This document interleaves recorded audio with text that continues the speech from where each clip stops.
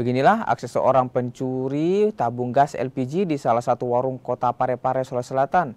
Pelaku awalnya berpura-pura sebagai pembeli.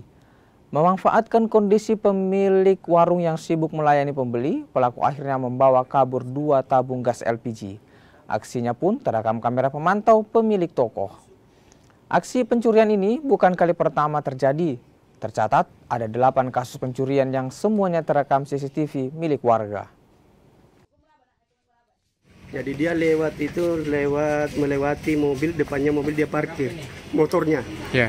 Baru dia masuk lewat sini.